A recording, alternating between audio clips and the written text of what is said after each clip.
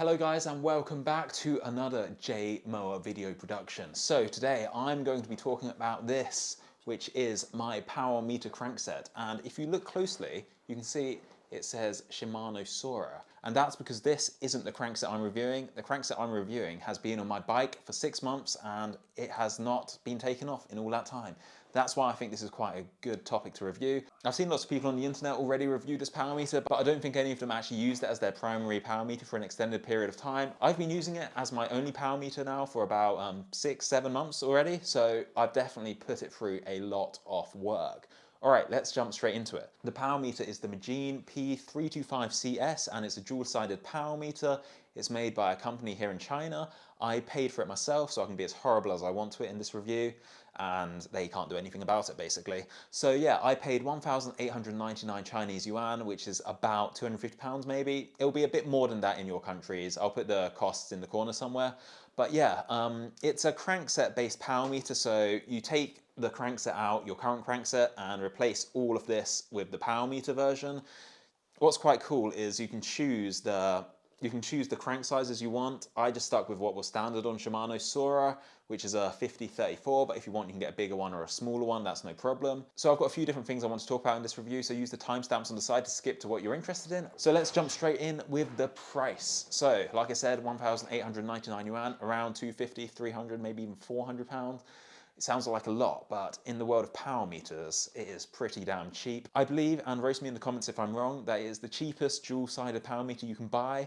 So yeah, in terms of power meters, normally they go for around over £1,000 easily, and I could not justify spending that much money on a power meter because that means my power meter would cost more than my bike, which is just strange. So yeah, ended up getting the cheapest power meter I could find. So value-wise, it's pretty damn cheap. You're not going to get anything cheaper than that really, unless you're going second-hand. Maybe you could get something close to that price. But getting something new for a cheap price is always nice. The box it came in was not amazing. I've got a full unboxing up there. It doesn't shout premium product or anything like that, but it's just pretty standard, you know, basic cardboard, nothing amazing, but gets the job done. So value-wise, very good. Cheap, gets the job done. But even if it is cheap, if it doesn't work, it's not worth the money. So let's carry on. So let's talk about the elephant in the room, which is power accuracy. If you've got a power meter and accuracy is not good, then you know, what's the point? You might as well just be not using it. So I don't have any industry standard power meters, which are supposed to be really, really accurate. All I have is the Magene power meter and the Smart Trainer, which I use. So both of these, I don't know how accurate they are. So my power accuracy comparison is probably not the best in the world. I did hook it up to a Zwift race, got all the data. What I found is the Magene is reading about 20 or 30 watts lower, which is a huge difference really in the grand scheme of things. It's about 10%, which is way more than it should be. But the thing is, I don't know if that's the Smart Trainer being inaccurate, or whether it's the power meter being inaccurate, or whether it's both of them being inaccurate. So really there is no conclusive conclusion I can draw from that. What I can say is that it spikes really, really high. When I go for a sprint, it will say for like a second that I've hit like 2,000 watts, which obviously I like to think I'm a sprinter, but even me with my massive quads can't hit that. So yeah, it really spikes the data. In terms of like smoother power efforts, it seems okay, it seems rather consistent. It really does spike the power a lot. It always seems to jump very high and then settle back down. So yeah, not sure what to make of that. Anyway, that's the extent of what I can really do with what I have at my disposal. So I'd recommend checking out these videos up here. These guys know a lot more about testing power meters than I do. They concluded that it was pretty accurate when compared to some other power meters on the market. So that leads me into thinking that it's my Smart Trainer that's inaccurate, not my power meter. But yeah, the results I got were way, way off. All right, let's move on. So the next thing I want to talk about is the installation. It's just the cranks. All you need to do is take this off your current bike and put the power meter version in. It doesn't take very long, maybe like 20 minutes the first time you do it. After that, it'll probably take you like 5 or 10 once you've got used to it. But once you've done that, you've got to activate it using the app, which is a bit annoying. You have to download this mobile app and then connect to it with your phone and then sign up for an account and all of that stuff. It's quite a bit of hassle. I would obviously prefer not to do that. It is a Chinese company, so if you don't want your information being given to the Chinese government, then you should probably not buy this power meter because that is a law here. All companies are required to give your information away whenever requested. So bear that in mind. Maybe not a big deal, maybe it is, that's up to you. All right, next one is the charging. So it has a charging port on each crank arm, and you just use the supplied cable to charge it, plug it into any USB socket and it will charge. It takes like 2 or 3 hours. Normally I just leave it on overnight. But the advantage is that the battery life lasts for ages, really. In the 6 or 7 months I've had it, I think I maybe have only charged it 3 times, and it really is not that difficult. It gives you an alert when you're running low on your bike computer, so you should never really be caught out, because once you get back from the ride, you'll plug it in, and the next time you'll be fine to go. So the charging is not too much of an issue. The battery life is very good in that aspect. I think they've done very well there. So next up, we're going to talk about the weight. My old crankset was a standard Shimano Sura. This weighed 969 grams. The new Magene Power Meter one weighed 769 grams. So I actually saved 200 grams by going to a power meter. If you compare this to like a, I don't know, Ultegra 105, I don't know what the weights of those are. I'll put them in the corners. So I assume if you're buying a cheap power meter, you probably have a pretty standard bike like I do. If you're coming from anything below Sura or Claris maybe, you should be saving some weight, which is always nice, to be honest. So yeah, weight pretty good, very reasonable, 700 grams, can't go wrong. Next up, I would like to talk about the durability. I am not particularly gentle with it. I put my bike on the ground, I do lots of terrible things, and I've never had any problems with it.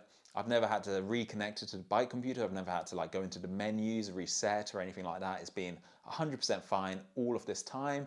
So durability wise, it's worked fine. I've ridden in the rain, never had any issues like that. I had to clean the charging ports at one point because the cable wouldn't go in, but that's just because it was covered in mud. I've never had any signal dropouts either. That has been rock solid, always connects 100%. So yeah, awesome. So there are some more cool features. It does left and right power, which is a pretty advanced feature for something which is so cheap. This is something you see in like really, really expensive Garmin power meters, but it's pretty cool. The data's there. Have I ever used it? Absolutely not, because I don't really care. But apparently you can use this to improve your cycling form. Like if one leg is putting out 55% of the power, then you've got some sort of imbalance which can be fixed and you can make yourself better apparently. But if you're looking at your form and stuff, you're probably more of an advanced cyclist who's probably spending more money on this sort of stuff. Like I said, it does send a lot of data, but it does also spike. Like when I'm sprinting, it will give me a really high number for like a second, and then it smooths out after. So I don't know what the deal with that is. Maybe I need to update it. But with something at this price, I guess there's always going to be some compromises. So overall, what do I think?